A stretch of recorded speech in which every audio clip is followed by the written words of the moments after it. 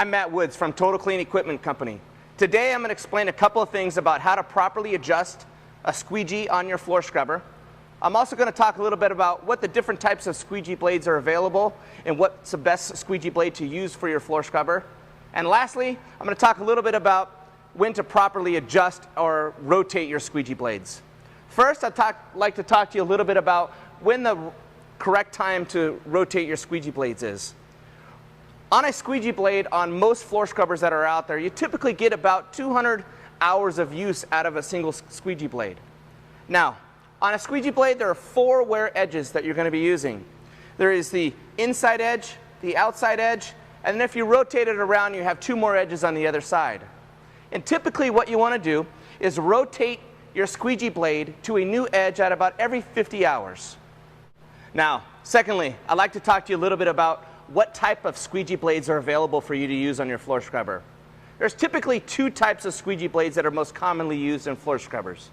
There's the white squeegee blade, which is called gum rubber, and there's the red squeegee blades that's called Linatex. Now, why are they different and why would they work better for you? Well, for a couple of reasons. Gum rubber tends to be a little stiffer and works better on smooth floors, painted floors, any floors that have epoxy coating on them. It actually grips to the ground a lot better and will pick up the water a lot better. The problem, though, that comes with gum rubber squeegee blades is that they're not impervious to chemicals. They have a tendency to warp and start to waffle on you, which doesn't allow for very good water pickup.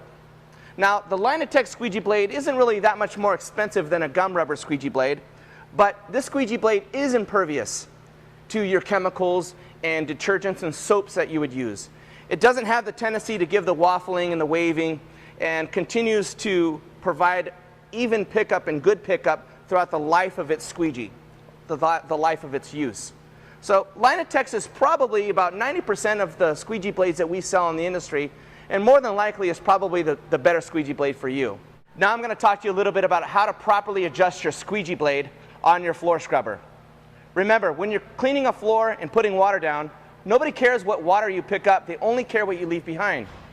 And most importantly, if your squeegee is not adjusted properly, you will leave water behind, leaving your floors unsafe.